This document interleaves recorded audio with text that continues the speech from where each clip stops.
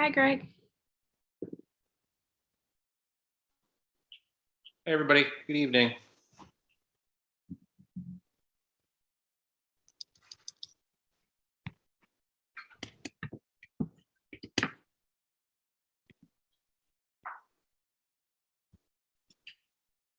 We'll give it another minute and then we'll kick things off. What do you guys think? I think that sounds good. Sounds good to me. Sounds good to me. Oh, good. Did Ed, Greg, did we plan the matching shirts or is this just a happenstance? Oh, we didn't tell you. Oh my God. Come on. I was just thinking that, we've got to go back to being in person because we do this. I'm always at home and I just realized I'm always wearing this shirt. I bet if you go back over the last 2 years, 90% of the time I'm wearing this shirt. I wash it, I promise. It's clean. We sort of believe you, Ed. We sort of believe. I'm still dressed from work, so. Listen, sorry, oh my gosh.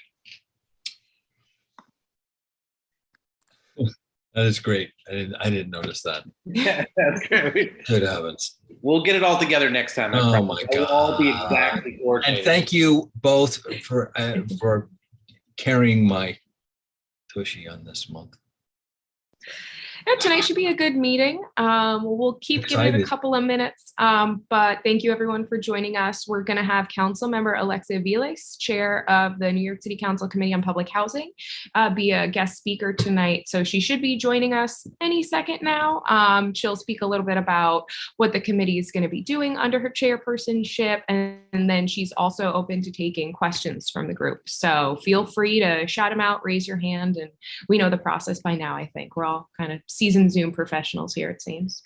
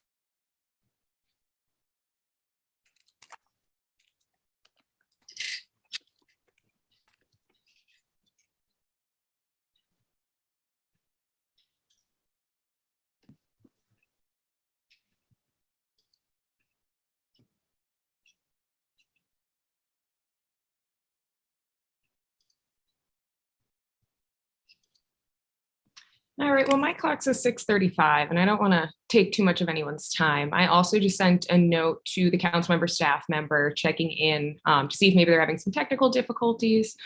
But Ed, Greg, what do you think? Do we want to move to item number 2, and then whenever she zooms in, we can just pause stuff and revert back? Yeah? Yeah, I think that's the best way to go. I'm on board with that. Good Yep. stuff. All right, well, thank you everyone for joining us tonight for the Manhattan Community Board 8 Housing Committee meeting. And again, when the council member joins us, we'll pause where we're at in the agenda to give her some time. Again, she'll brief us a little bit on what the committee is going to be doing under her leadership to focus on public housing in New York City. And also she'll take some questions from the group, which is really great. But moving ahead, while we wait for her to join us or get an update from her staff on timing, we'll move to item 2, which is a continuation, of the discussion we started at last month's meeting around public housing in the community needs. We started a really great talk, and I feel like we're moving in a positive direction, speaking for myself personally, based on the conversation we had last month. There are a lot of needs that we need to address, and I would love to see the committee, in continuing our discussion tonight, kind of move forward, not necessarily on a resolution per se, because I don't know if that's the right way to go about this, but setting out maybe a statement of principles, statement of needs around public housing, how we can hold our elected leaders accountable, how we can get real-time feedback from NYCHA. But Ed, Greg, feel free to step in and kick it off from here. Yeah, I guess I would say the last time we spoke, we talked about the challenges with public housing. We talked about some specific, we really sort of honed in on the idea of work orders, things that residents say we need to be able to have to be able to solve some problems, and the timeliness of that response, at least based on the data that we saw. I think the prospect of this community board establishing a strategy and a plan and a series of expectations that we have in terms of supporting residents of public housing, and seeking as a community board to hold the city accountable, and the players that are connected to NYCHA and other resources, to hold those folks accountable for reporting back and telling us whether or not they are meeting the expectations that are set, having residents of the community, public housing residents of our neighbors, being present to say, yes, we're seeing this or we're not seeing the improvements. And I also would imagine this could lead us to having dialogue with other community boards, because NYCHA, of course, is notorious for not meeting its expectations. And perhaps we could get a citywide community board coalition together to seek to really try to put pressure on NYCHA, on our elected officials, on the folks at the state level as well, where necessary, to be able to get data that tells us that things are better. Of course, we're only going to get that data that tells us if it's better, if it really is going to be better, though, because we're going to have the on-the-ground folks who are living the life to tell us whether or not things are changing for the better or they're not. So again, I'm enthusiastic about laying out some specific expectations and wanting to make sure that those make sense to the folks who live in public housing, to this committee, and then seeking to get the community board to get behind that. And then I think expanding that out as far as we can, so that as a community board, we are saying it is not acceptable that these expectations are not being met for our neighbors. Can't disagree with any of that. I'm on board. I would say from us being down this road that I like all those ideas. I also think in terms of partnering, I'm excited that we have several new members of the city council, and I think that's also a very good way to go as we're going here. They bring the newest energy and the most urgency to the problem, I think, which is, we are well past the point of urgency per se, but I think people know on this call and this meeting know what I mean by that. But I would just echo what everybody else has said, and I'll be quiet and let's move on to someone to a more fruitful discussion rather than me carrying on. I see Sandrea's hand is up. Why don't we Sandrea, do you want to jump in? I think it's okay to let's get started here. Go ahead, Sandrea. Yeah, greetings all. Thank you for hosting this meeting. The agenda was not as broad as it should be, so some residents did decline because they thought it was exclusive to, I did reach out to other residents throughout the city, but they felt that it was exclusive to this community board. So I would suggest next time, even though we can do, if we had to do a resolution or anything, it would be tailored, of course, to us, to this district. But if we opened it up, we can get, because we all have the same problems. So I got quite a bit of declines when they did see the agenda. They didn't think they were welcome. So I just wanted to put that out there. I don't know who designed the agenda, but Yeah, there's a lot of issues, as you all know. A lot of repairs need to be done. A lot of systemic behavior from management, and we need funding. You know, I testified before the city council this week, the public housing hearing regarding the Rad Pack conversion. And, you know, the council member that's scheduled to come, you know, we've been in contact via text as well. I met her at Julie Mennon's inauguration, and we've been in touch since. But yeah, there's some needs that needs to be met. I just helped a resident on my floor that's a senior. Their apartment was really bad. I didn't know they were suffering in that manner, and they're probably in their 70s and 80s. And they've been working around the clock. I reached out on a Monday, and they've been there from last week, Tuesday, till mid this week. So just doing repairs and fixing up plastering and so forth. So sadly, that residents are living in these conditions, and we have management. They have tickets in, but then there's nothing that's being done there. You know, basically, Greg knows, because we've worked closely with Greg to get some things done, you know, under your Isaac Center term. But with that said, you know, and we reach out to elected officials too, but I went another route I normally go through, and it was literally at the snap of my finger. The email went out on Monday, the work started getting done on Tuesday. It shouldn't take that.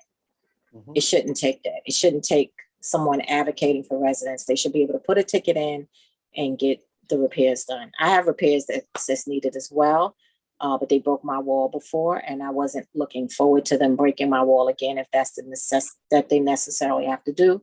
But I have tickets in as well, and nothing has been done. But my bathroom is nowhere near what I seen at these residents' home that they invited me into. And no one should live like that, especially our seniors.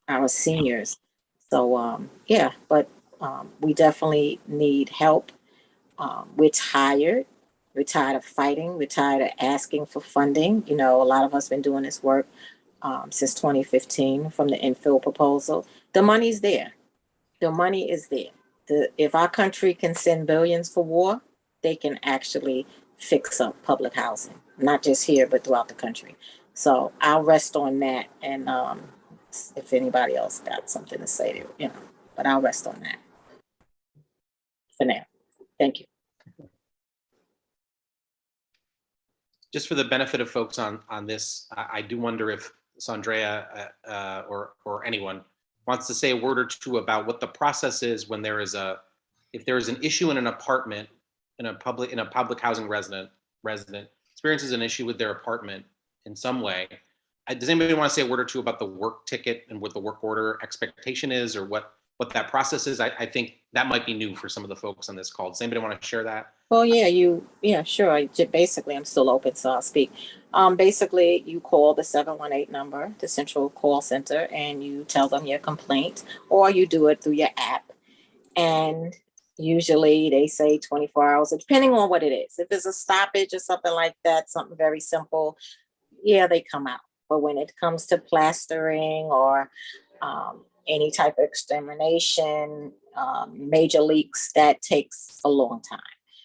The federal monitorship, his investigators been at my home as well. And there's 2 tickets in for my apartment. I have not shot it to the person that can get it done like that, because I just didn't, because like I said, I'm fearful of them breaking my wall again, and I'm not comfortable with that at this moment, especially during COVID, but eventually it has to be done. But yeah, then it all depends on what the situation is. But sometimes, sadly, they close tickets without doing the work, and or they do patchwork work. So they may come in plaster, but they may not come back in paint. So that's not a complete job. So a lot of the jobs are incomplete. And as plastering and painting would be like a sealer possibly to help, you know, solidify what the work they did. Sometimes they don't even do that. Many residents have just the white after they did the plastering, and they never come back and they close the ticket out. So it's still incomplete work orders, or people are waiting. But this couple waited for over 2 years, and the husband said he's tired of putting in tickets. and they keep harassing him about the tickets. He had tickets in. So if you put it in, why are they closing out the tickets? But yeah, I think Lakeisha wants, or I can't run this, but somebody else want to speak, but I'll rest on that. Thank you. Yeah, I think it's okay with the chairs. Perhaps Lakeisha, do you want to jump in?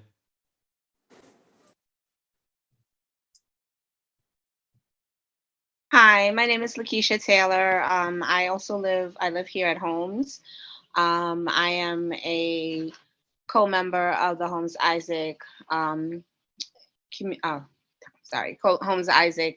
I'm a co-founder of the Holmes Isaac Coalition. There we go.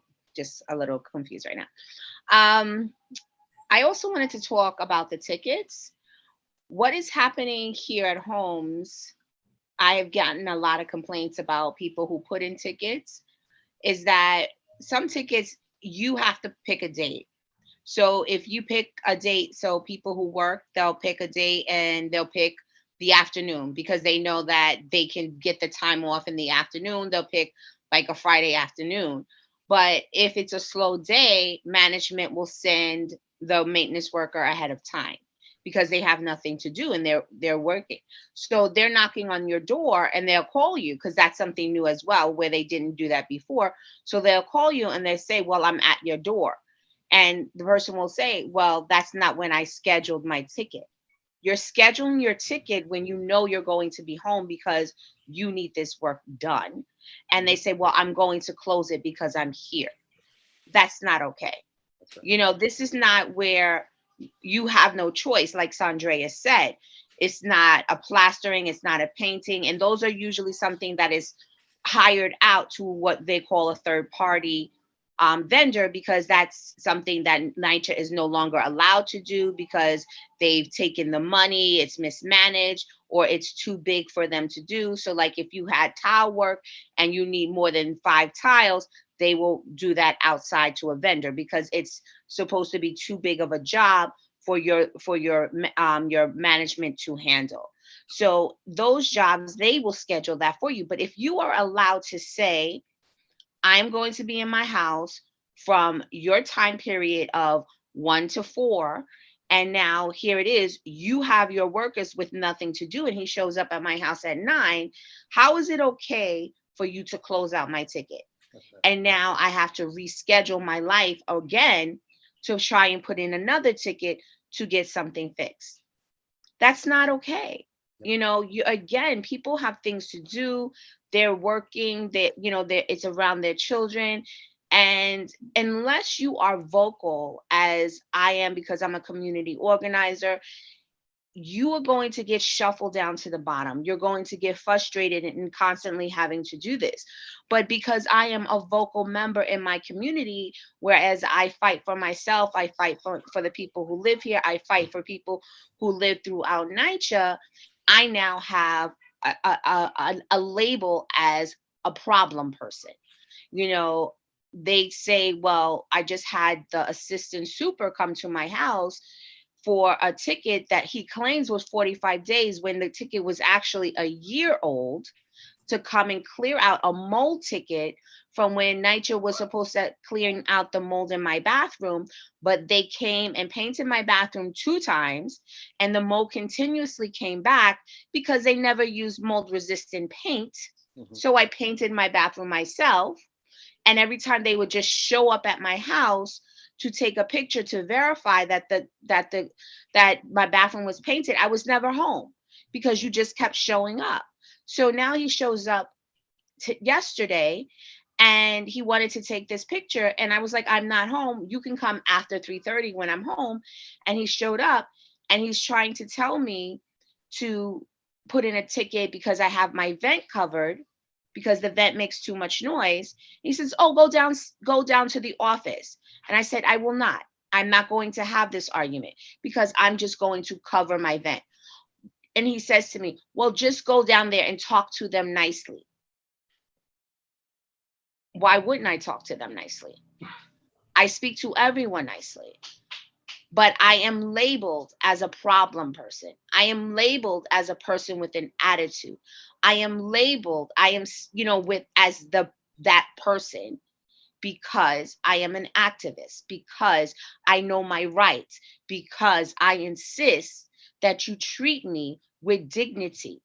I insist that you treat everyone as if I live on Park Avenue and as I am supposed to be treated as it states in my lease. So I am stigmatized. And that is the problem with living in public housing. They assume you are supposed to accept what you get and not what you are entitled to. And that's where I stop. I'm sorry. Thank you for sharing, Keisha. And Sandra in particular, thank you for leading us into this conversation. And by the way, just personally, it's great to see you both. Rebecca, Ed, we can jump to you. I see Rita's got her hand up, but I don't know, Rebecca, or you want to jump in?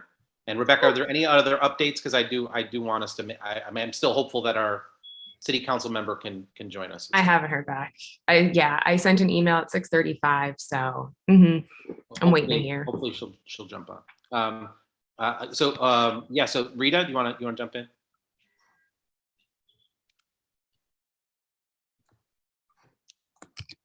My heart goes out to everyone. It's more than my heart. It's such stupidity that it borders on the insane, that people put in a ticket and they tell them when they're going to be home and they show up when they're not home and then the ticket gets closed out. I mean, that is crazy. My question is, if you had somebody on premises who was responsible, I don't know, when you put in a ticket, where do you put that ticket in? Do you know, Greg? So the ticket gets called in or it gets submitted on an app. I think it is a question in my mind, who receives that and who prioritizes.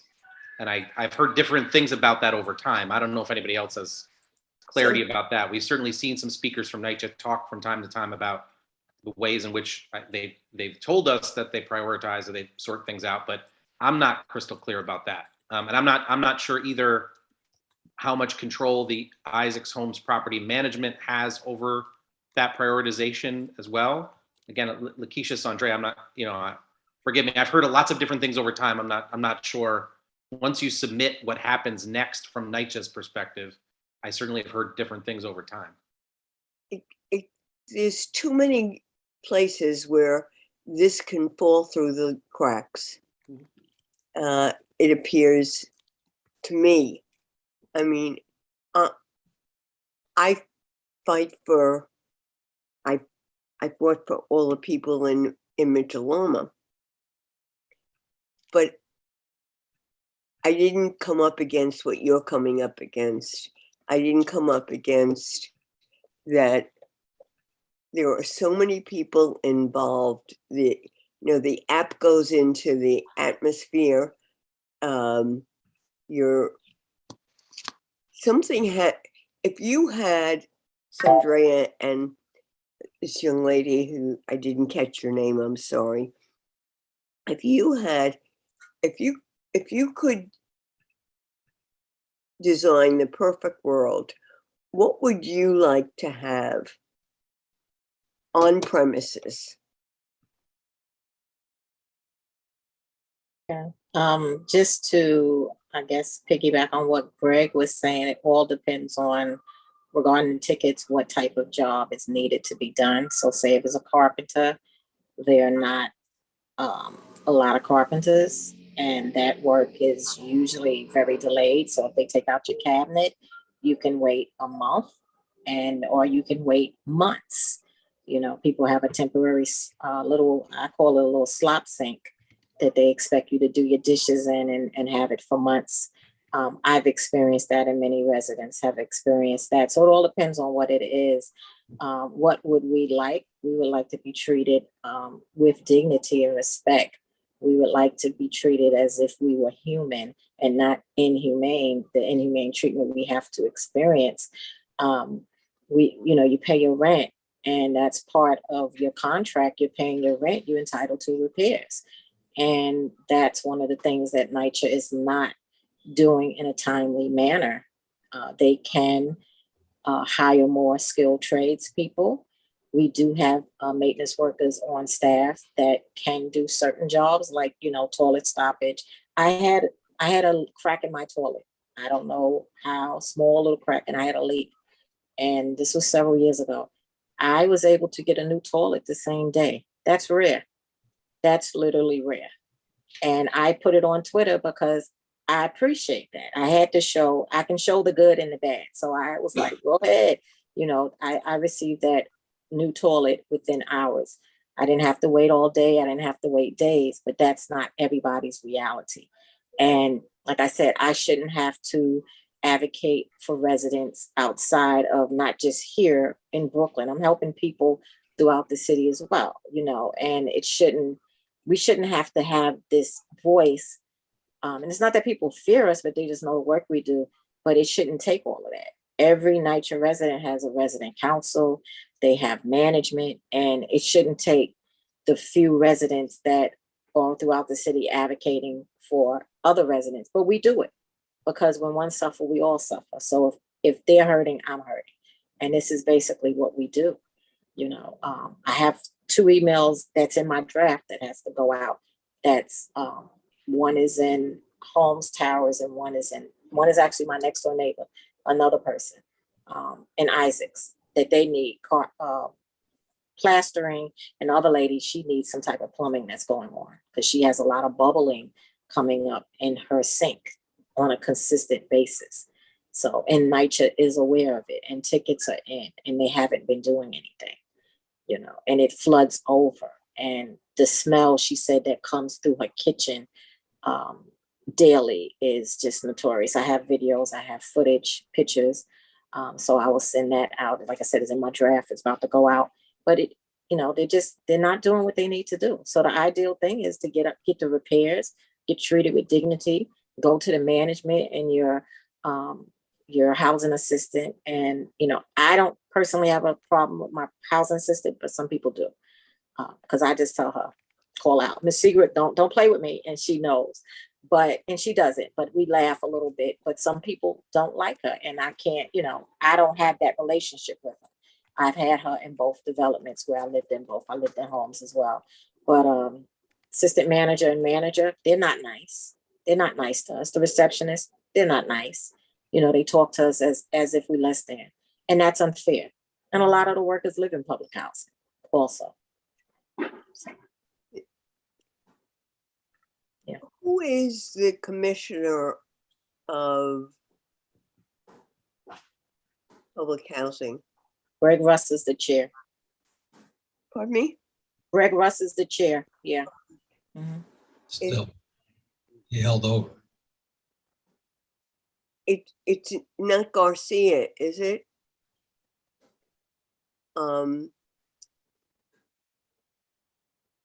I think we start at the bottom and we work our way up.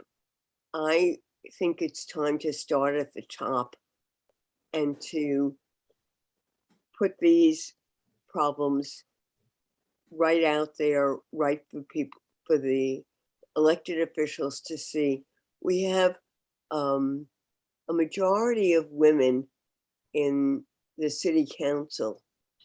And I've got to believe that as a woman, that you understand certain things that men don't, you know, except for you, Ed, because I know I'm only kidding. But when it comes to family,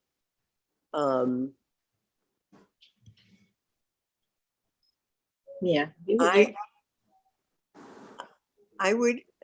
I think that we have to start someplace, and not, maybe because I'm so old that I really am running out of years of talking about it, because it's not as if we're looking for brain surgery or we're looking for a a rare bacteria that only comes up in the Amazon every 50 years. You know, we're not looking for a rare diamond. We're looking for, I mean, I think what it is that bad behavior kept making more bad behavior. Right. And so when they hand over something, it's, oh yeah, we have to do that ticket. Oh, we don't have to do, no, we have to do that ticket. Well, you're right. It comes from decades and decades of neglect. It comes from decades and decades of mismanagement of funds. It comes from the systemic racism. It comes from the white flight, which happened years ago when they gave loans and mortgages, affordable mortgages to Caucasian people to move out of public housing throughout the country. So that's where the history starts at. But the real big disinvestment would be pinpointed in the late 80s, early 90s, that things stopped. I grew up in McKinley houses. I remember a paint job every 3 years, getting a paint job. My mother's apartment where I grew up, never had leaks. We lived right over the boiler. We never had all of this. Now, mind you, the age, the infrastructure is aging, but they never kept it up. So that's one of the problems. And as for Greg Russ, he's concerned with offlifting the portfolio to private developers and or RAD and PAC, and allowing them, this public trust that they're trying to push, the blueprint or the public trust that what is it called? The preservation trust. I might be wording it a little wrong, but it's also, we know it is the blueprint. That's what they're trying to push off. And every time either the RAD conversions, especially with the RAD conversions, these developments go out of NYCHA's portfolio. So when you think about it, it's less money or less repairs and everything that they're responsible for when they offload these developments. But we are still suffering. So they seem to save money when they offload, when they have the RAD impact conversions, because they're not responsible for doing the repairs in X, Y, and Z, because it's not their responsibility anymore. So now they're working with this public trust and they're trying to push that off on us as if it's a savior, and it's not. We want the city, state, and federal government to just fund us. And that's what we need our elected officials at the local, the state, and the federal level to do. Put the money into NYCHA or public housing. I can't sit here and say NYCHA and not think about the people throughout the country that's suffering. Yeah. What can we do? What can we do tonight to put the city council on notice that things are not being run properly and that they are responsible to make it run properly, or else why are they there? I mean,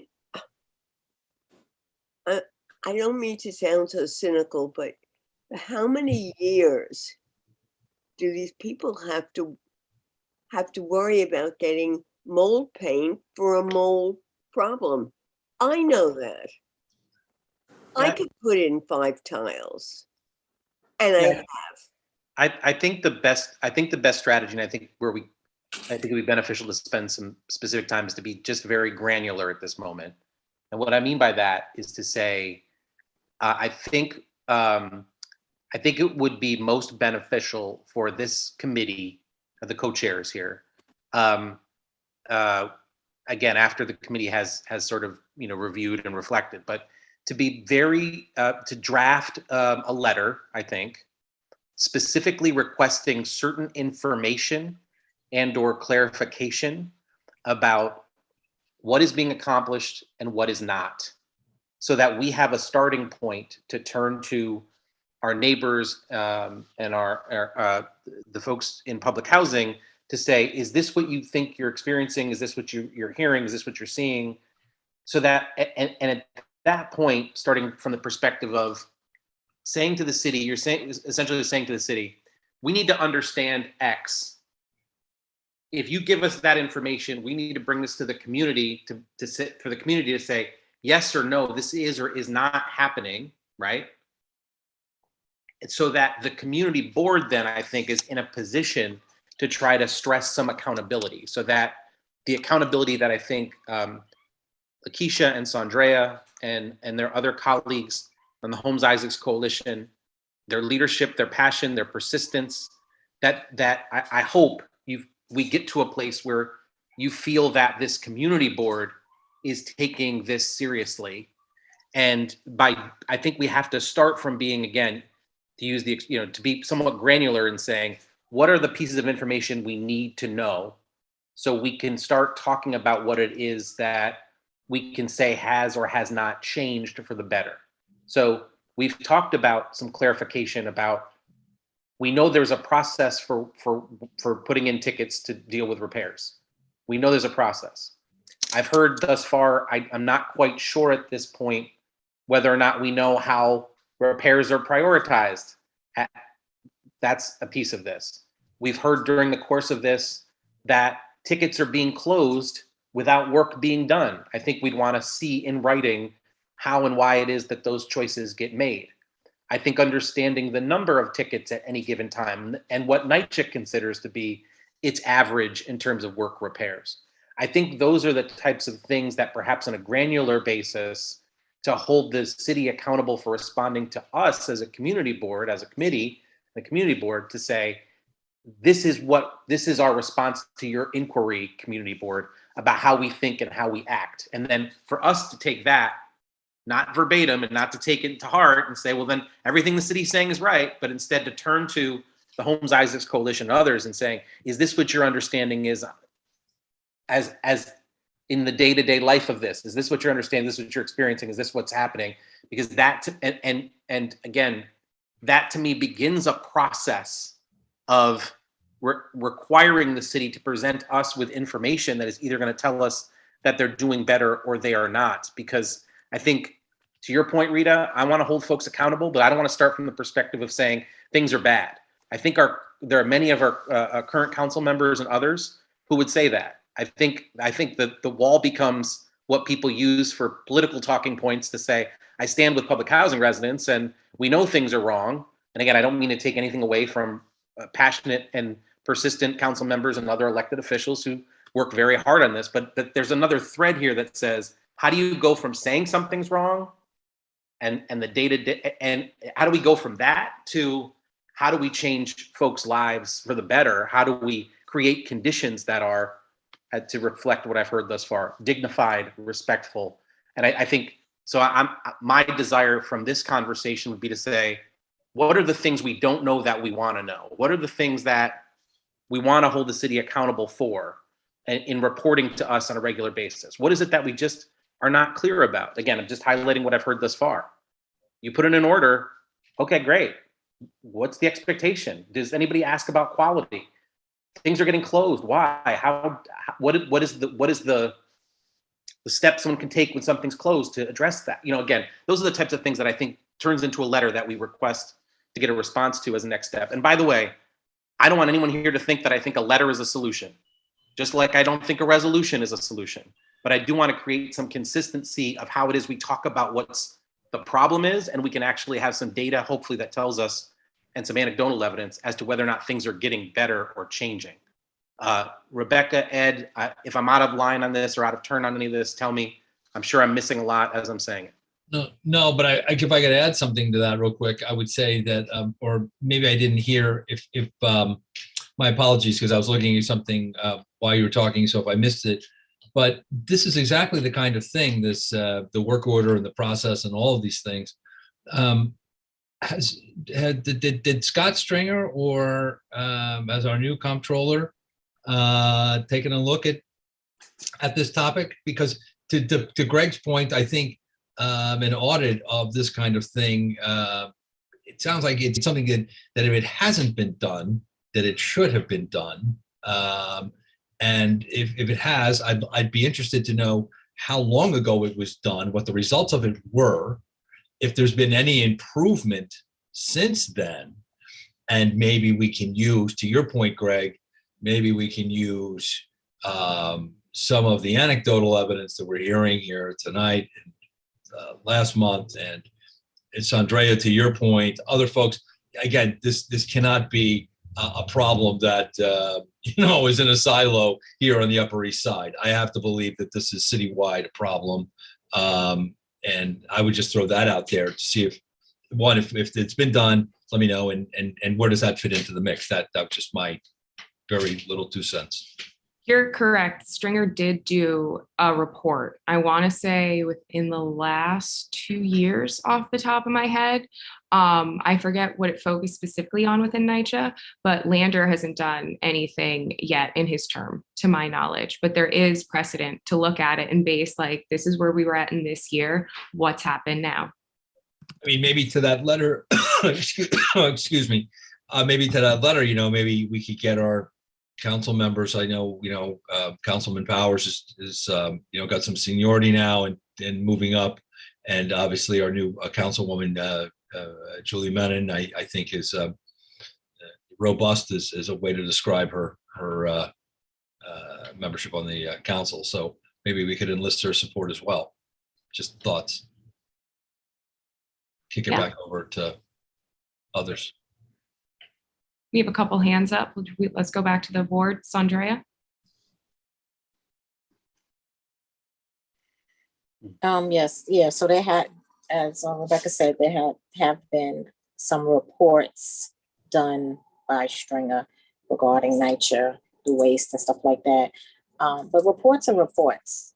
If nothing's done, they have no teeth. So, I mean, we've seen the media, we've seen the news, and people talked about it, but nothing happened. We have a federal monitorship, right? Since 2018,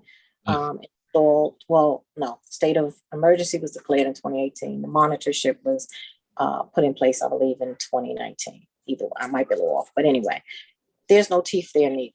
There's a lot of reports, there's investigations, but it has no teeth. So, and the recommendations are not adhered to. They don't have to adhere to it. So that's another problem. What we need is funding. Funding does come in, yes, but when they give us NYCHA $10 billion and spread it over 5 years, that's only $2 billion in a year. That's not gonna fix boilers throughout this, city. That's not gonna fix the infrastructure. It's not enough money. And if you're gonna give us 10 billion, give us 10 billion immediately. That's what they need to do. Let go of the money immediately so the work can get done. In 2015, when we were fighting the infill proposal, the ask to fix public housing throughout the city was $2 billion. We're at $40 billion plus now. I'll close on that. Yeah. Thank you. Next, do we want to go to Rita?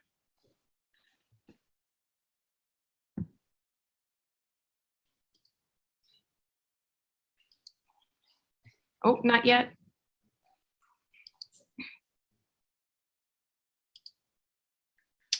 And then Boaz, you're next. So you're in the batting circle. Right. Rita's on deck. So I'm next. Oh, Rita was gonna go. Oh, that's fine. Okay. I just want to say I've been around that merry-go-round for 20 some odd years. And, the ride hasn't changed and the story hasn't changed. And I want to know why you don't get mold paint for mold. It's as simple as that. I'm not asking for brain surgery. I'm asking, $40 billion. People just throw out a number. Let's make it $100 billion. They wouldn't know what to do with the money because they'll buy regular paint for the mold and the mold will never go away. That's where the problem is. And we're not doing anything about the problem. We just keep saying it's a problem. It's a problem and so is doing this and so is not doing this. Where does it stop? We can't, in Community Board 8, I don't see us taking on the whole city. But if we took on Homes and Isaacs as a model for what can be done and how much it costs to get it done, and to have people living decently, that I don't care. Right now, it's so big that it gets lost in the atmosphere. You know, this one needs this and this one needs that. Let us concentrate. We're in Community Board 8. Let's take this as a model and let's get somebody in charge here, somebody who's going to make it, and let's see if we can make it work. If Holmes Isaacs can make it work other places too. I don't want a big deal. I want a small deal. That's my 2 cents. It's probably only worth 1 cent, but I'm overcharging like NYCHA 2 cents. But this is America. I mean, I'm losing it. I hope that the committee stands behind me in as much as that we set up a model for Isaac Holmes and sit down with the Sandreas and the Letitias of Isaac Holmes and start with a list of what is needed. And we go with that list to the city council, to their housing committee.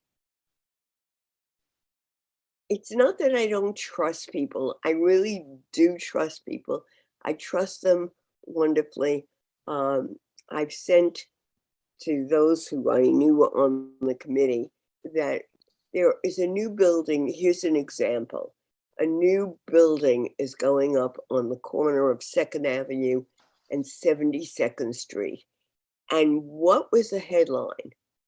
Affordable housing. Okay, so read on. I'm all excited. Affordable housing. So, and I forget, there are 38 units in the main building. Then there's a little building and 4 units, and that little building will be affordable. I don't know by whose standard. We don't know affordable for whom.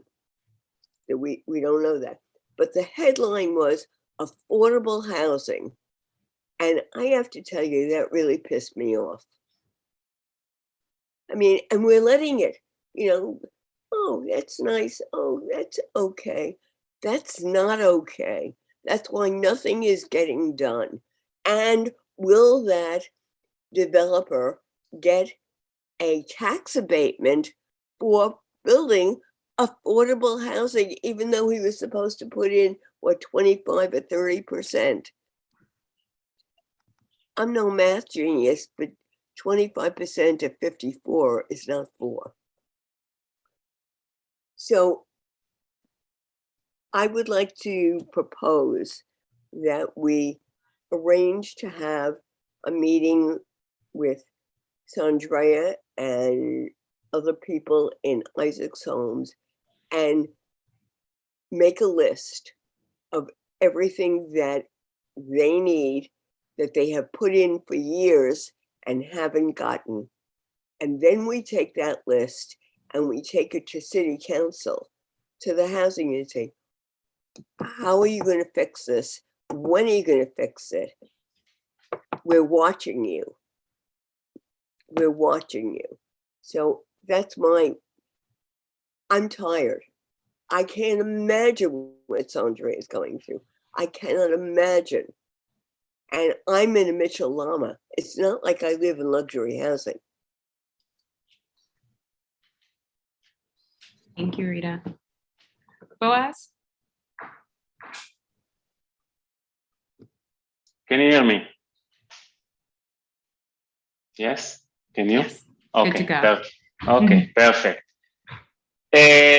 So let's start with the macro. Affordable housing is a I have a big problem with affordable housing. I know exactly what Rita was talking about with this in the 2nd Avenue 72 street. There is actually a Facebook group that is called Upper East Side Connections with over 5,000 people. Someone posted this New York Times or New York Post about this new building, and everyone celebrate affordable house. And it was just an example of how everyone are reading now only the headlines and are not reading the small letters that actually they are talking about only 4 apartments or something like that. So it's a big joke. And then I explain to people, listen, the fact that they are affordable houses, it doesn't mean we don't know what does it mean. We don't know what the criteria and so on. So that's one side. Regarding the problems that people are having in what we are talking about, I know that the community board, you guys likes to send letters. I will let you guys to continue sending letters. But if you really want to solve it, I think that we need to use the social media. I agree with Rita about the meeting in the building. Go there, make a list, send it to whoever you want to send it. You will see nothing will happen. And after nothing will happen, we need to meet again with the building with cameras and bring our social media experts. I can bring my friend. I'm coming from the high-tech industry. I will bring my friend. We'll put it in Facebook, Twitter, and then there will be a solution. But in the meantime, I know that you have the process, you have the letters, you have the resolution, the voting. So continue with the process, but let me know when you want to get the fix. And the social media is the key. Thank you. Thank you.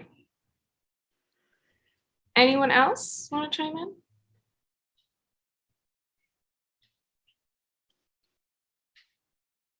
Lakeisha?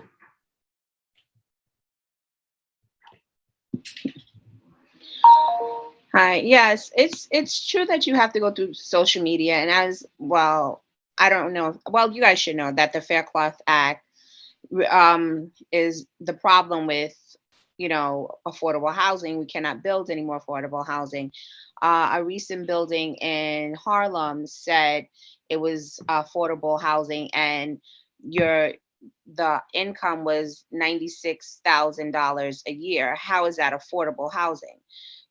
So to really expect anyone to be able to move in when you're a working single mother, or a family of, 4, working at McDonald's or anything like that, especially trying to get back on your feet after the pandemic, this doesn't make any sense. There's no true affordable housing here, and when you live in these type of conditions, like, letters are great. Social media, that's really what people are turning to, because when you live in public housing, it works both ways. Your management is trying to shame you if you can't pay, but you have to shame them in order to get your repairs done.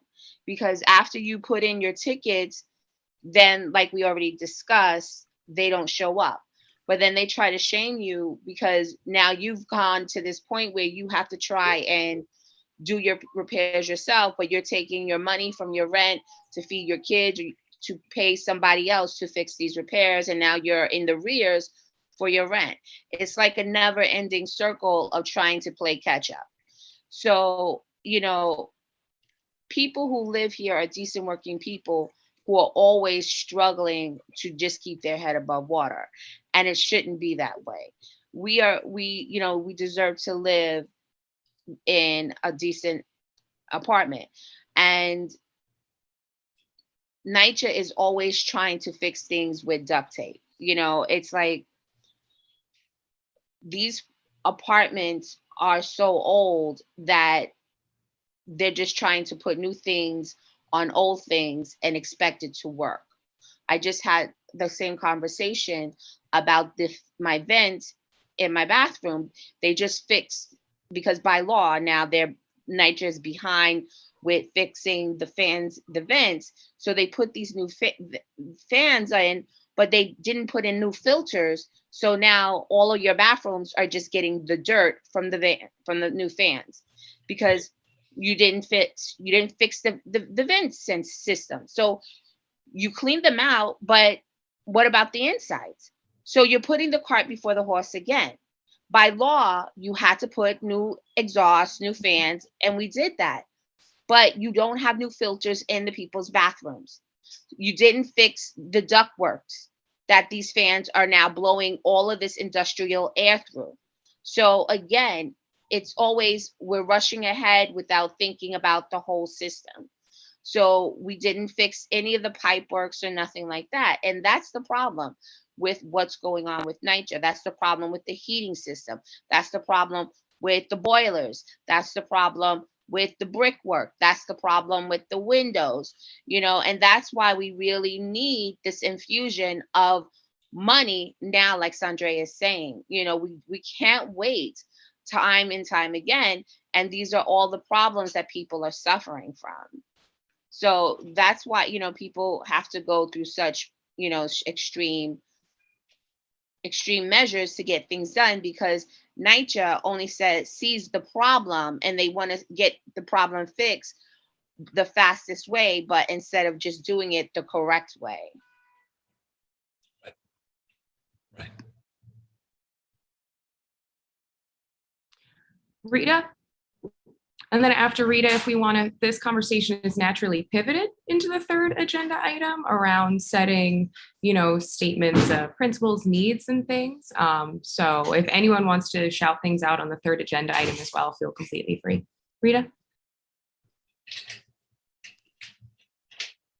So Andrea and Latricia, what is the best way to get a list of everything that is needed at Stanley Isaac's homes as far as repairs go in order to live?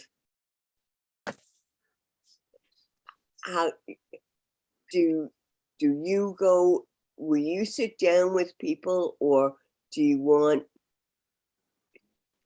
any members of this committee to come and sit with you and make a list so that we know what we're talking about, and we know how many floors there are, and we know how many apartments there are, and then we know how much it's going to cost, and we know how long it's going to take, because we're going to hold a lot of people's feet to the fire.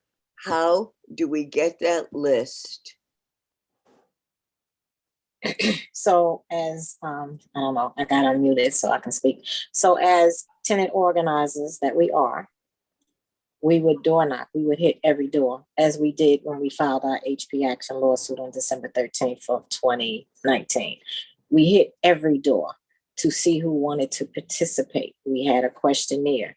So we know how to do this work. We've done it before for the lawsuit, so we can do it again. We had also some other people, as we call comrades, that organized as well, that hit doors with us. But most of the time it was Lakeisha and myself and Jose. So Lakeisha, Jose, and myself knocking, as well as some colleagues, comrades from the Justice Center in El Barrio. And we got it done.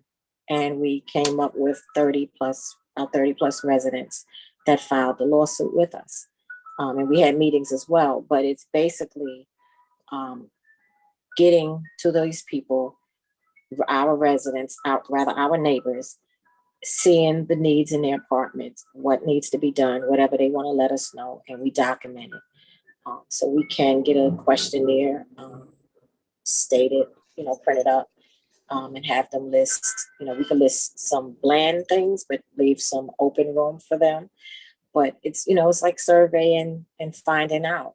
But I mean, at the end of the day, when we take it back, what gets done? I mean, we have access to the compliance unit, which is a unit that's put in place, I believe, through the federal monitorship that was put in place.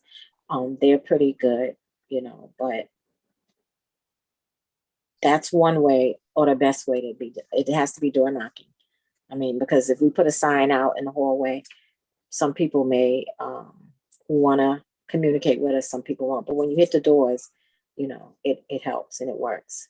So Andrea, therefore the list exists. Is that what you're saying? We were able to compile some things due to our lawsuit. That's how we were able to get that lawsuit crafted, because the needs and everything was compiled. And it was Holmes and Isaacs. It was a lawsuit, and they merged both lawsuits into one. But it's still with, you know, the index numbers, 2 index numbers, but yeah.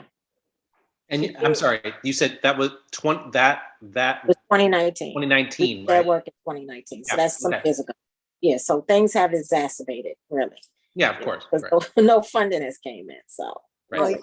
Are you able to share that list with us? Our attorneys actually have access to that, because what we did when we did the survey, I advocated that we seal in envelopes to keep the privacy for the residents, you know, and that's how we did it. And we were able to give the lawyers envelopes with everything. So they do have access. But y'all are welcome to get access to those records with the file, what we filed. Yeah. Yeah, I don't want names. I don't even want apartment numbers. I just want to know what has to be done to make that a habitable place to live. Everybody is entitled to a habitable place to live. So Some of the stipulations can identify some of the things that were supposed to be done. You know, the elevators, they've inspected our elevators over and over. They inspected the grounds, common areas. I mean, we're still suffering. So inspections supposed to identify something, and then work's supposed to be done. One of the biggest problems is NYCHA was never held in contempt of court. They were never held in contempt, and the judge would not hold them in contempt. We wanted that. That never happened, because NYCHA has failed us, even in this lawsuit. well, we have to go beyond NYCHA. NYCHA is not the end of the road. Though I'd like it to be the end of the road. I'm turning to the 3 co-chairs. How do you want to go about getting this list? And once we have this list, that we are going to go to the city council, to the committee that NYCHA or public housing falls under, and sit down and find out why this list still exists and what they're going to do about it. And not in the future, but in tomorrow. And as that young man said, social media, the media needs it. The media needs it. All over.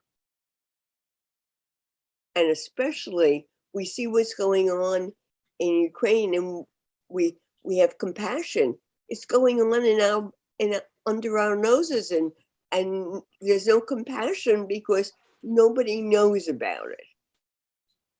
So Nobody knows about it?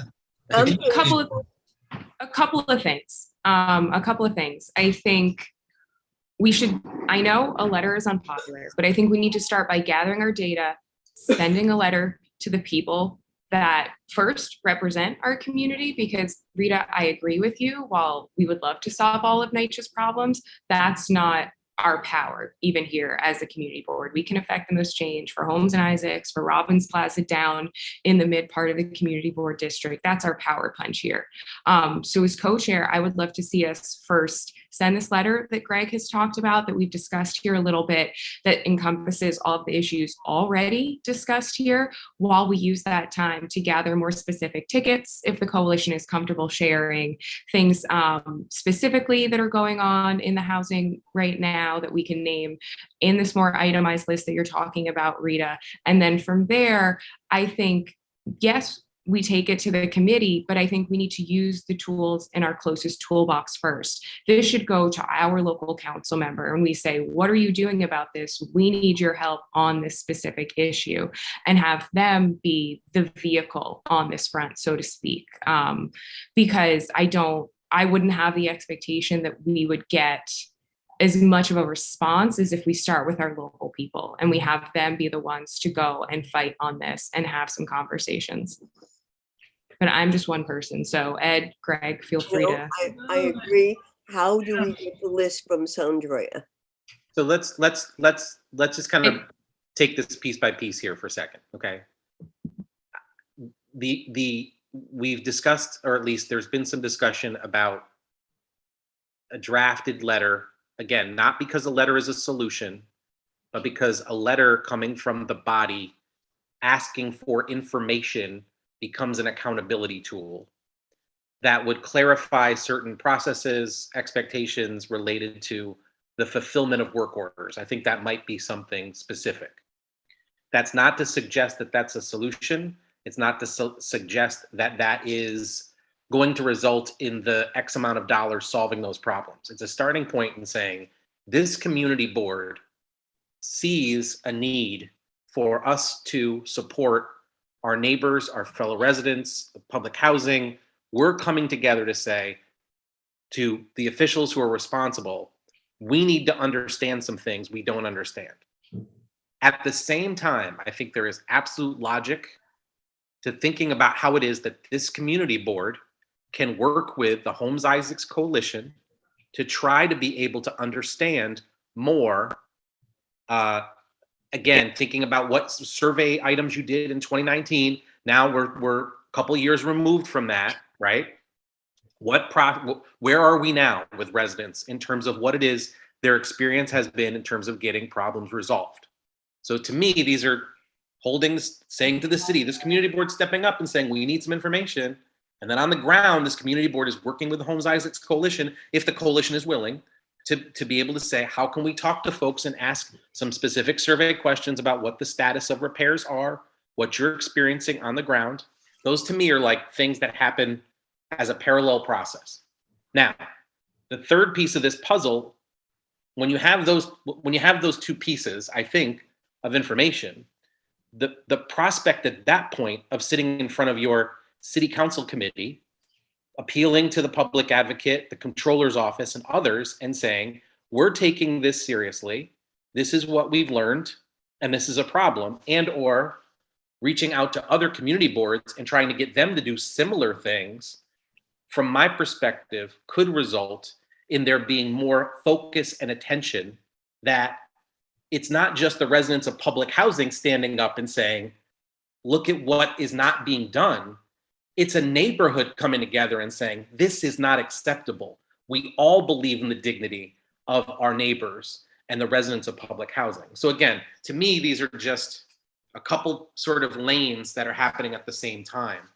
And I think that's and in each case, I hope you hear me saying, I don't think it is, I think the intent of this committee and my hope for this community board would be that we see this as a common problem. Whether I live in Holmes or Isaacs or Robbins Platte or anywhere else, we need to be able to see this as something we're not going to stand for, right? And so I just want that to be the orientation that we take on as we move forward. So when I talk about those three sort of lanes, I think about it from the perspective of, I don't want Lakeisha, Sandrea, the Holmes Isaacs Coalition members or other residents to feel like they're alone, that this is something this community board is focused on in its desire to do the first thing as it relates to its needs statement, which is about affordable housing. And I think that's the pathway. So again, I don't want to undercut anything that has been said about strategies or the necessities here. I just want to sort of suggest there's a couple things we probably need to do at the same time. And I don't think, well, we can, Sandrea, thank you for noting, and Lakeisha, that there's some content here from the submitted, sort of legal argument that has been made, perhaps we can draw from, but I think it's also important to note that's a couple years removed. There's probably some more information we should get now too from residents, and you shouldn't be alone in trying to figure out how to help get that information if we're going to do some surveys and some assessments. Rebecca and Ed, I'm sorry if I'm jumping in a little too much here, but I just want to support where we're headed and thinking about the sort of couple things that have to happen at the same time. All good. Totally agree. We haven't heard from Wendy yet, so Rita, let's give Wendy a chance to speak. Thank you so much. I have a question. I suppose it's going to follow my comment. You know, I'm somebody who really loves data, and Chairperson Sandrea, I was wondering if the data that the attorneys are holding, which may by now be outdated, there may be so much more to add, could be scrubbed of all identification so that it can be used in the aggregate to look at how many sinks, how much mold, how many apartments, because that might be a powerful tool for reaching out to decision makers. And that was sort of where I went. Then the next place that I'm going is, who are actually the decision makers? Are the people in the management office actually making the decisions to repair or not repair? Or have they been given some strange or very clear set of instructions as to how to fulfill requests? And then that led me to, what kind of accountability are we really talking about? And I'm really thinking in terms of carrot and stick. And in terms of stick, I'm thinking of civil and criminal penalties. And maybe what we need to think about is to propose a very robust set of legislative expectations that we're pushing for, and use the kind of techniques that Boaz was talking about in terms of getting the public on board, really reaching out across the city, because it's a citywide problem, and really having some teeth behind it. I don't really mean to single out a particular poor, what would the word be that we could possibly use, the poor schnook in the management office, if he isn't really a person who has any actual authority to act, but he is under some kind of orders from other forces. So I think data collection is not only in terms of what needs to be repaired, which is essential. That just is just basic fundamental information that really should be held and tracked and should be public, really. And to not humiliate the people to whom it is happening, so perhaps scrubbed of identifiers, but also to really think meaningfully about, what is the actual action, what is the penalty, what's the mechanism that if we put that mechanism in place, it would really solve a lot of these problems, whether it's, you know, jailing people who are truly responsible, or such an enormous fine that would have to be paid within a certain amount of days that it is not protected with bankruptcy, that would go directly into the particular housing facility in which the problem was found, and the complaint was filed and adjudicated. I don't really know that, you know, actually how to construct that at this point, but I just want to throw out there that there could be a more robust response for special legislation for public housing, and I just wanted to know what y'all thought about that. A lot of good points raised, and I love what you're saying about power mapping. It's not the person closest that's, you know, looking at the ticket necessarily. Who is it above them that sends down from the mountaintop? Exactly. Mm-hmm. Yep. And then Rita, if we could just hear from Lakeisha again on this point, just I think we can get some clarity on a number of things. So Lakeisha. Oh, okay. 1 second. There we go. Oh, yeah. No. Okay. So unfortunately, NYCHA is protected. They are their own authority. They don't answer to anyone else. So it is very hard to hold them accountable. So like Sandra already said, we've been in this lawsuit since 2019. We have not been able to hold them in contempt. And even when NYCHA is held in contempt, their fine is like $50. So while they, you know, they have millions or whatever, they still they're paying pennies to the dollar. And people have lost their jobs, you know, trying to fight them in court. Back in probably like 2000, I want to say 2010, I forget it. Doesn't even matter. Yeah, doesn't even matter. I was working in the Bronx, and I had an assistant manager call me and tell me I had to sign a paper that I didn't want to downsize my apartment. And I was teaching, so I left my classroom, wrote this letter out real quick, sent it to the management office that I did not want to downsize my apartment, didn't have kids yet. And so they said, no problem. And I faxed it to them. And within like a month, I got a letter from the housing authority saying that my file has now been sent downtown for eviction because I refused to downsize my apartment. And I was like, but I left my classroom. I sent this letter. What are you talking about? I had to go downtown almost every couple of months to fight this in housing court at the 250 Broadway. Every time I went, no one from the management office showed up. And at that time, I didn't know that I could tell my boss that I am going to housing court, and that should not be held against me. But every time I still took time off, and I was in jeopardy of getting fired because I kept taking time off. And this is the things that happens to people. You're working a minimum paying job, but you are fighting because you have to take off to go work, to do whatever it is for management. And again, you are being penalized. So there was another point that I wanted to make with your question. Can you just unmute her for something else that she said? Because I wanted to point out. Wendy? Yes, Wendy. Yes. I'm back. I am back. I'm sorry. There was another question you had said about that. Another point. Oh, you didn't. I remember you didn't want to punish someone in the management office. Well, I don't necessarily not want to punish them. I want to really. You didn't want them to get in trouble if they didn't have the power, right? If they don't have the authority, then there's no point in. But they do. Right. That would be something that you would know. Your boots on the ground, and you would know that. Right. So in terms of data collection, what Rebecca was saying was to power mapping that's a part of it too. It's not only the repairs, which are essential to know about, but also to understand actually who's making those decisions. And it could be a confluence of people doing that, and those people should be taken to task. And I don't think that booting this to housing, there should probably be a special, court part for this. Housing court's going to be a disaster. We're seeing a horrible ripple effect just from post pandemic eviction stuff and lack of personnel. This is a horrible, horrible situation for everybody involved. So I don't think that's going to be a robust solution. But I do think that when somebody puts in for, health and safety and life-sustaining repairs, that needs to have immediate attention. And if not, there should be, I'm thinking there should be criminal penalties attached. And when there are criminal penalties, that's the loss of your liberty.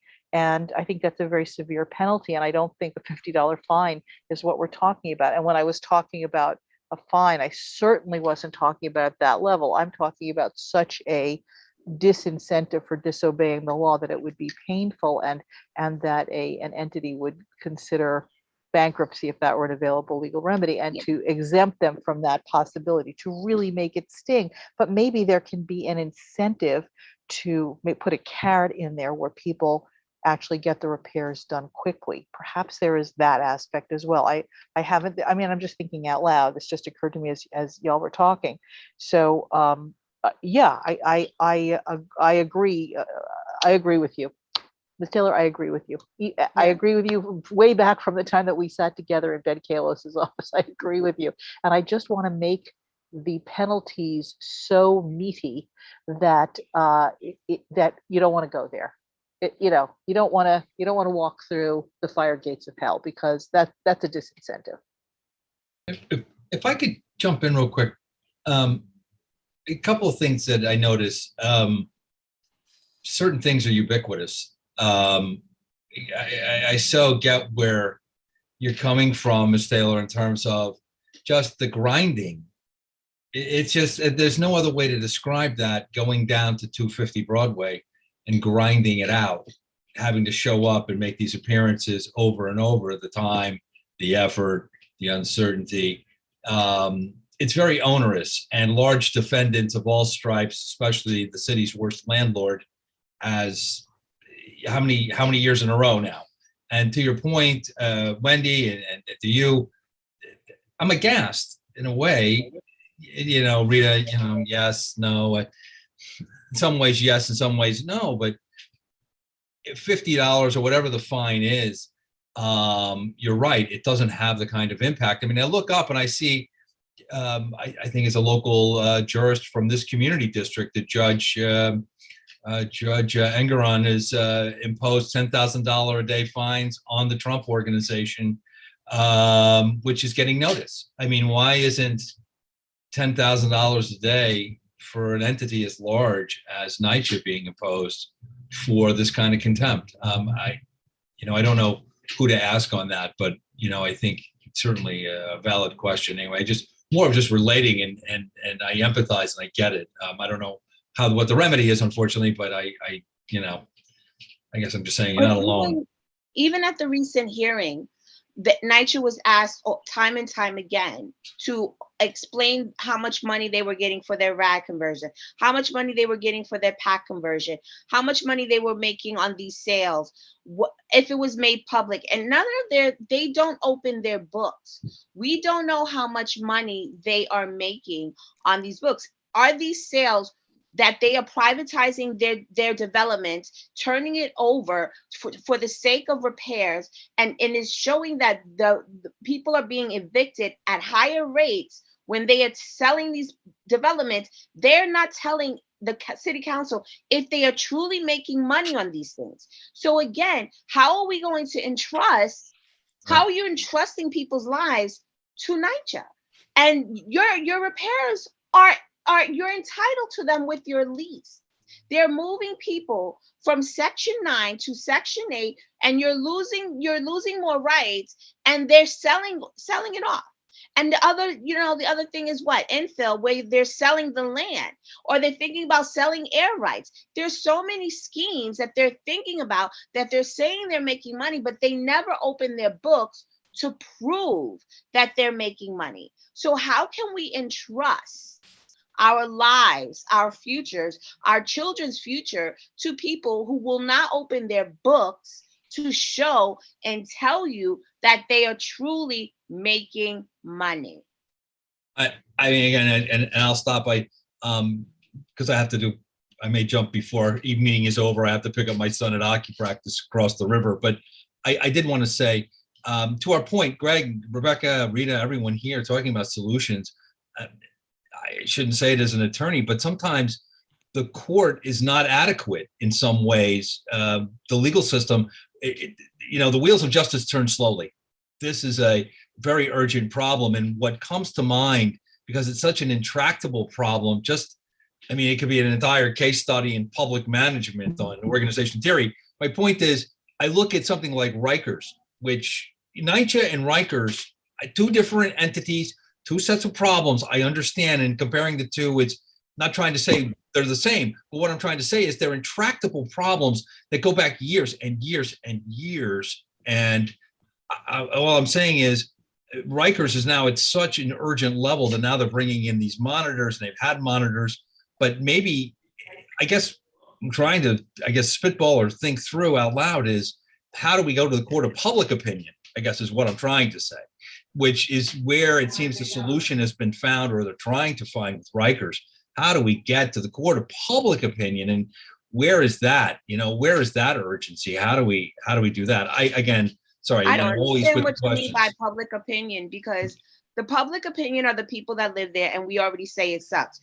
We already have a federal monitor, and he gives his suggestions, and NYCHA ignores them, or they skirt within the law and say, oh well, we fulfilled it this much.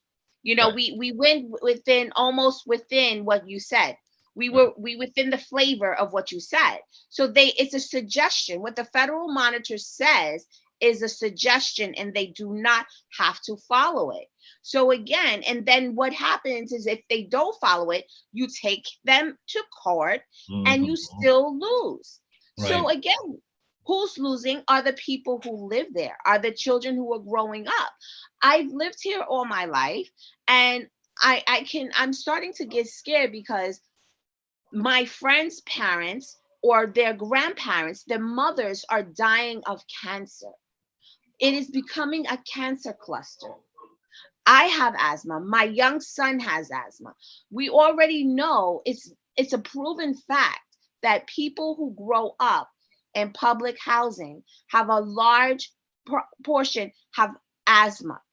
And now I'm feeling like a large portion of the people, women who live in my development, are developing cancer. So now is that going to be the new thing? Should we start researching that? Because that is what's happening. Right. Thank Right. you. Sandra, do we want to get final thoughts from Sandra now? Okay, thank you again, you all. Wendy, valid points. We've talked sidebar quite a bit. We do plan to, and the coalition will do it as well, look into the health of NYCHA residents, because we need to get some type of pilot program done. And we will be working with, I'm sure he'll jump on board. I had light conversations with thoracic surgeon Roger Flores, who came before the Social Justice Committee meeting, because you have to start somewhere to collect data. But yes, I even found out that people that have COPD can come from asbestos exposure, so we really don't know what's going on in our homes, and we spend most of the time in our homes. But to some of the points that were made, bad actors are allowed to get away with their bad acts. It comes down to qualified immunity. It needs to be across the board, abolished, and people shouldn't be able to be in these positions and get away with what happens to the residents. An example, the former NYCHA chair was able to resign due to the lead paint scandal. Why was she able to resign? There was no accountability, and that wasn't fair to us. And there's a 170-page report from the DOI, Department of Investigation, that I could send if y'all want me to email it to you. I have it. I didn't read the 170 pages, but it exists. And she was able to resign, and that was posted in 2020 from the findings from 2013 and so forth. So, I mean, we really just need people to look at us as human beings and really care about our quality of life, because people, as Lakeisha said, there has been people with breast cancer and dealing with different issues and COPD and asthma, bronchitis, different upper respiratory illnesses, and they may not even be smokers, so, and they're at their homes. There's a family, I believe it's in Queens, that pretty much the whole family was diagnosed with cancer. Stan has shared that, Stan Morris from Justice for Coalition on our One Night podcast. What is that saying? If nobody's doing the studies, you have to start somewhere. I know they can't do every development, but if a pilot program is started, I know Wendy would want to be a part of it, Lakeisha and the coalition and others.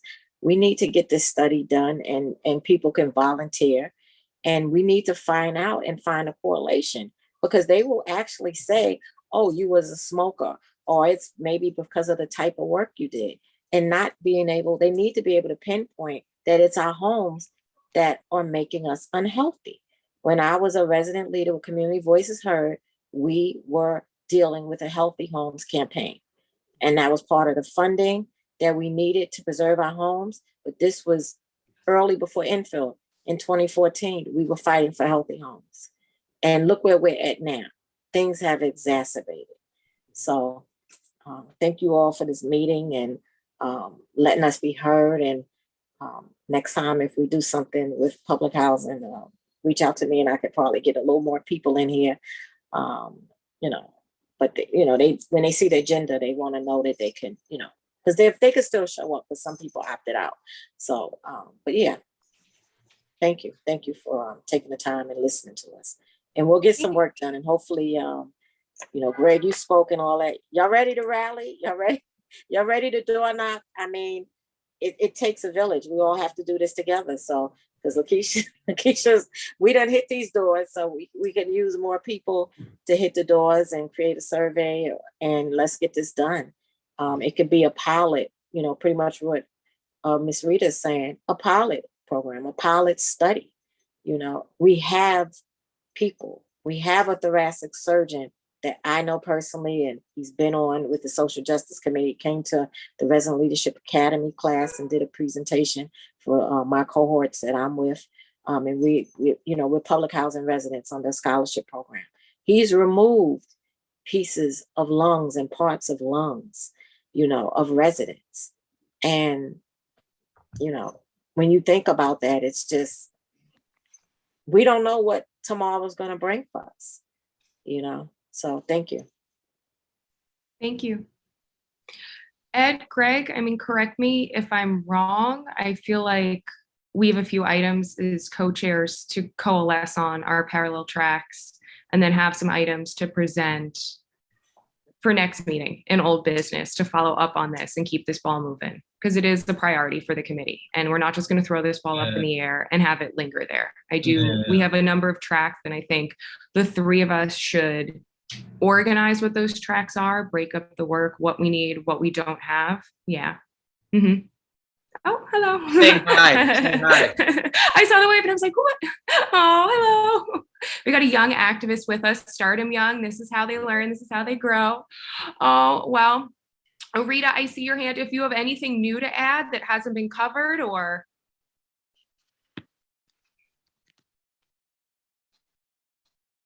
I just think that we should start with a list that that NYCHA used for the for their lawsuit, and just see if that list it exists. So I don't want to start inventing the stone again. Let's take a look at that list and divide it into categories, construction, paint, masonry, whatever it is. And let's start with that list and see what needs to be done, and how even the idea that that list is from 2019 and it is now 2022 and that list still exists tells you why there's a problem. And so I suggest if it meets with Sandrea's approval, that if we can get a copy of that list and start with that, and then from there decide where we want to go with the list. I know that NYCHA is a separate agency, but it's an agency and they get their money not because they're out selling whistles on the street corner. They get their money from our taxes. And so therefore they are responsible to us. So meaning us, all of us. Mm-hmm. So I would like to propose that we start with getting that list and honing that list and then deciding what to do with it. That's just absolutely. I'm sorry, I was on, they gave me the option to move. I will reach out to our attorneys and see if we can get it, and then I can redact the pertinent information to give the privacy to the residents if they, or they can redact it on their own, and let's see what we can get. Okay. Thank you. Any items for new business, old business? Shout, shout, let it all out. These are the things I could do without. If anyone gets a song reference. Well, if there's no old or new business, like I said, we as co-chairs are going to get together. We have our parallel tracks. We have some action items that we'll be reaching out to coalition partners and community members about. And then I think for old business, this will be our point of conversation specifically for next month. Okay. Anything else, Greg, Ed? No. Shout? Yeah. All right, well then I think we're good. Everyone, thank you so much for joining us. And please rest assured, I will be very angry with, We need to make but a motion. respectful with Councilmember Aviles for Somebody standing this does. up. Yeah. Yeah, somebody needs to make a close motion. or no? Yeah, sorry. Mhm. Sorry for interrupting. Somebody does. Rita, Billy, someone. Sandra, anyone? Bueller? Motion. Second? Yeah, Okay. we out of here. All right. All right, thank you everyone. Have a great night. Thank you. Mhm.